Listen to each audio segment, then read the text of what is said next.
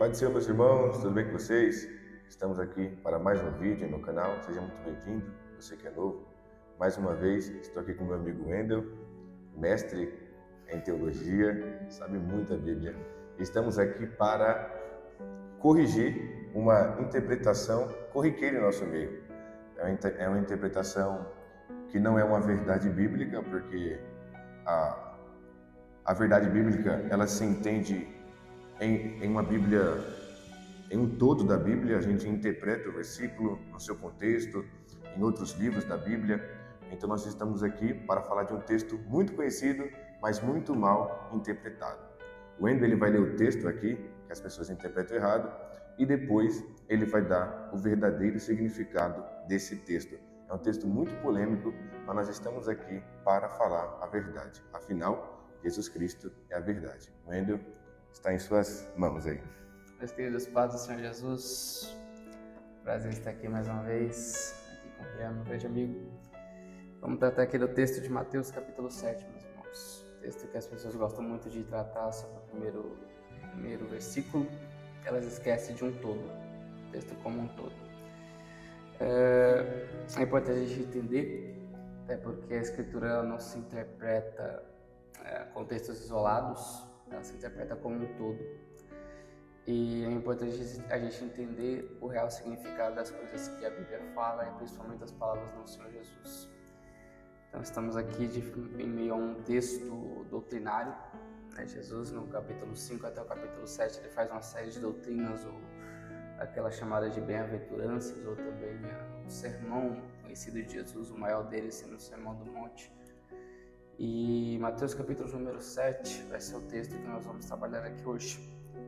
Versículo 1: Não julgueis, para que não sejais julgados, porque com o juízo com que julgardes, sereis julgados, e com a medida com que tiverdes medido, vos hão de medir a vós.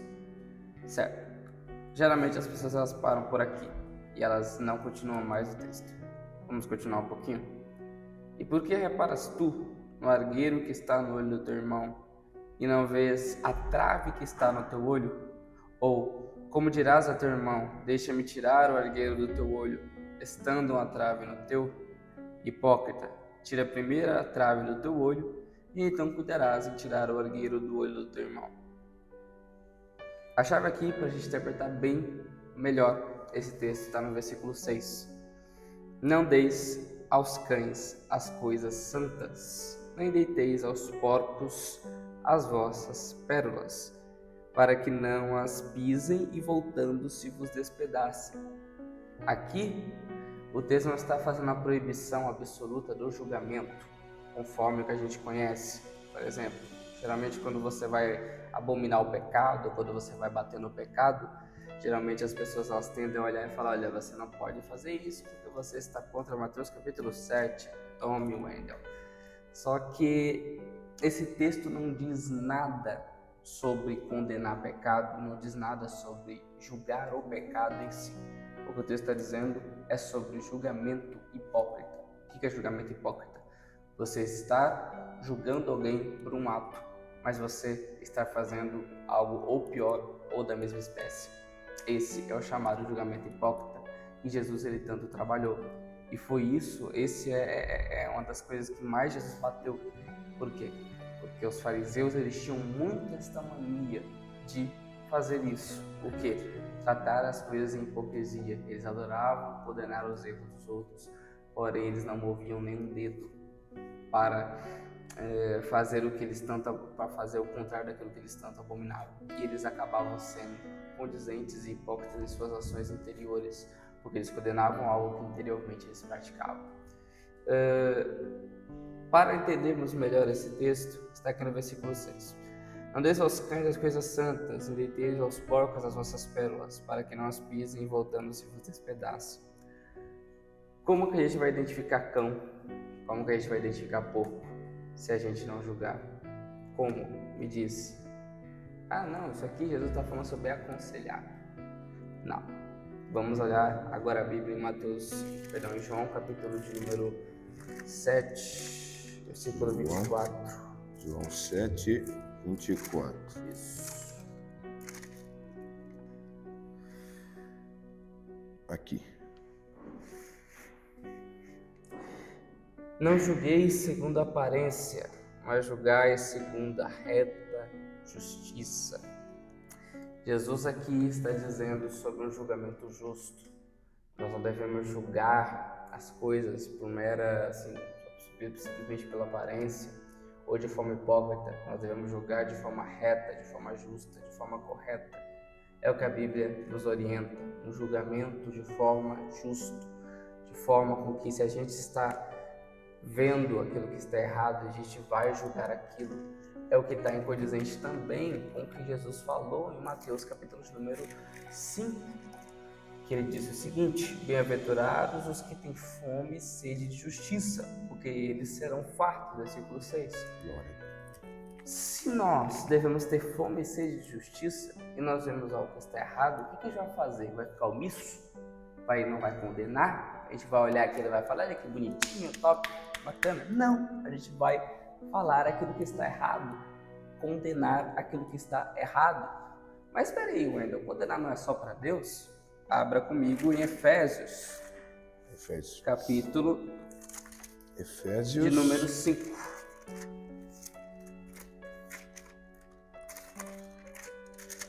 Efésios 5. Versículo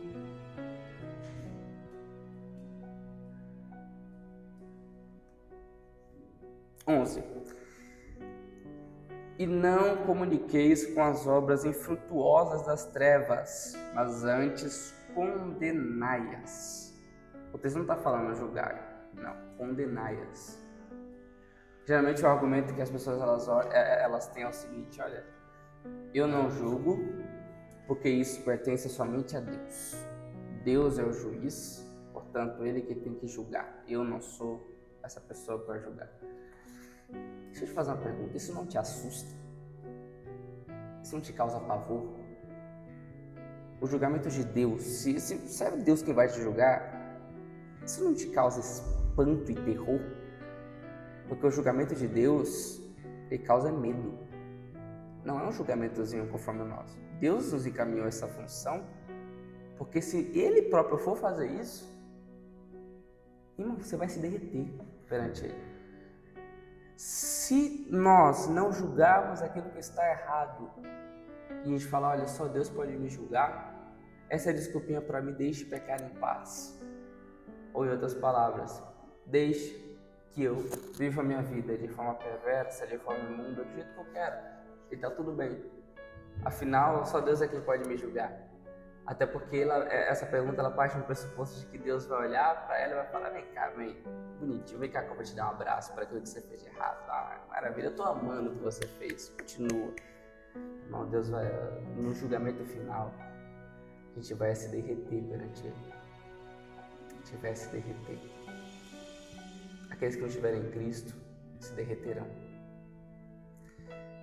Deus encaminhou a função aqui na igreja de julgar perante a palavra, segundo um reto juízo. Temos sede e fome de justiça, porque se Deus fosse fazer isso, irmãos, de fato, isso causaria terror e espanto em muita gente. Todos aqueles que fossem julgados por Ele sairiam de lá amedrontados. Geralmente esse argumento, as pessoas elas não conhecem de fato o lado de Deus.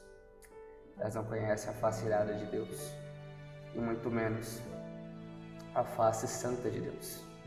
Porque para elas o Jesus é só amor, somente amor e amor. Mas elas esquecem que o atributo principal de Deus, que é dito 3 vezes nas Escrituras, que é elevado ao teis, é o atributo da santidade de Deus. É o único atributo que é elevado ao terceiro. E todos os argumentos, todos os atributos de Deus existem por causa da santidade dele. Ele tem um amor santo, ele tem uma justiça santa, ele tem uma misericórdia santa.